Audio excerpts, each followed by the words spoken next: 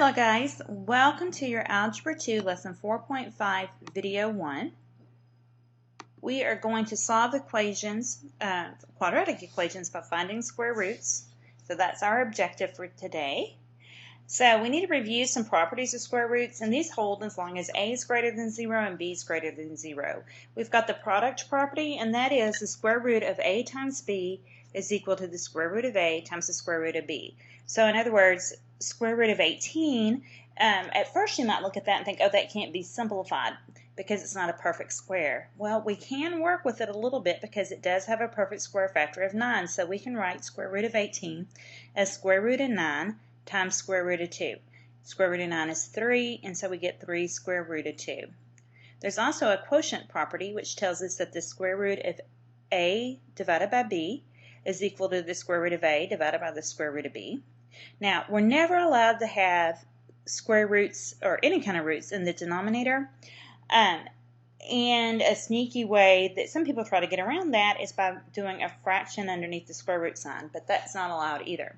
So if you have something like the square root of 2 over 25, 2/25, you need to simplify. And what you want to do is do square root at the top over square root at the bottom. And so we have square root of 2 over square root of 25. We can't simplify square root of 2, which is fine. We just have square root of 2. It's perfectly fine to have that in the numerator. And then square root of 25 is 5. So we end up with square root of 2 over 5. So simplified square roots. These properties are used to simplify expressions containing square roots, just like we saw in those little examples. A square root expression is simplified if no radicand has a perfect square factor other than 1. In other words, what's underneath the square root sign. You can't have any other perfect square factors other than 1. And there is no radical in the denominator.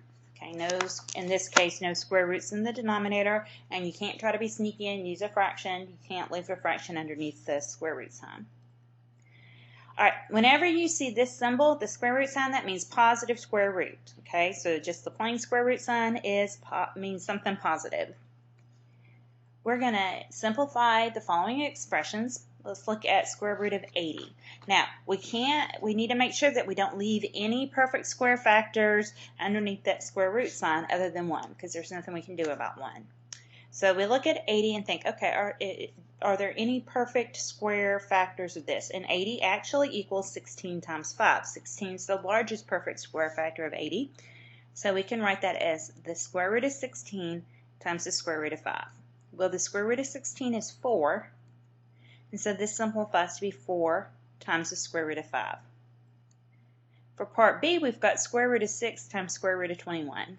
Now, 6 is 3 times 2, so we can't simplify that particular square root, just the square root of 6.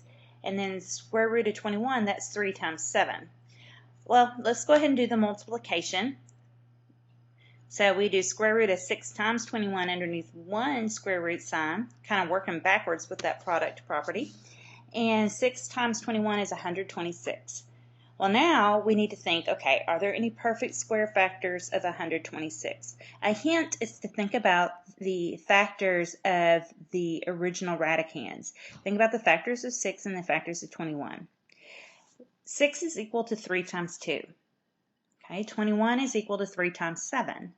So we've got, in 126, we have the factors 3 times 2 times 3 times 7. Well, 3 times 3 is 9, and 2 times 7 is 14. So we can write the square root of 126 as the square root of 9 times the square root of 14. That's helpful for us because we want that perfect square factor of 9 brought out front.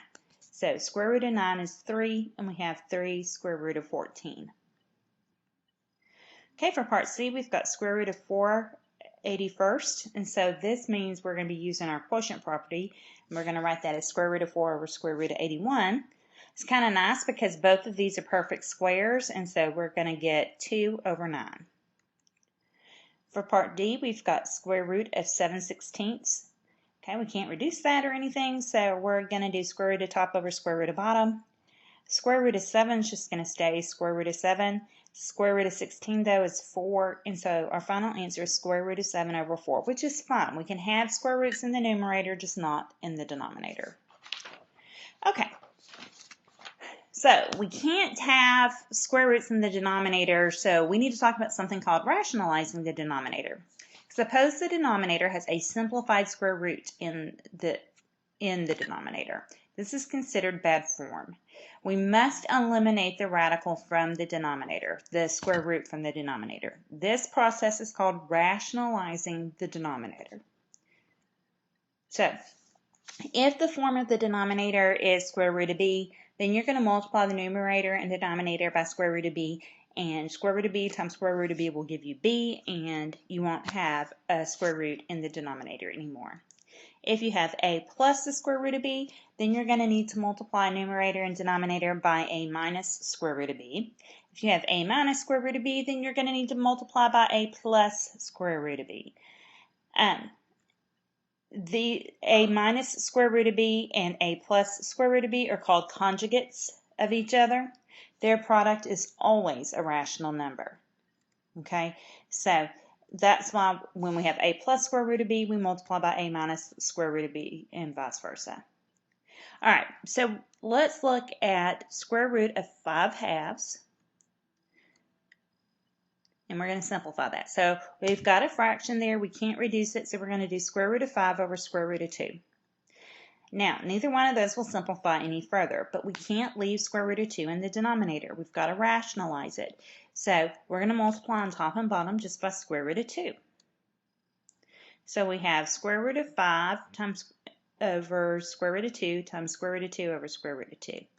Well, square root of 5 times square root of 2 is square root of 10. Square root of 2 times square root of 2 is square root of 4, which is 2. So our final answer is going to be square root of 10 over 2. So let's look at part B. For part B, we have 3 over 7 plus square root of 2.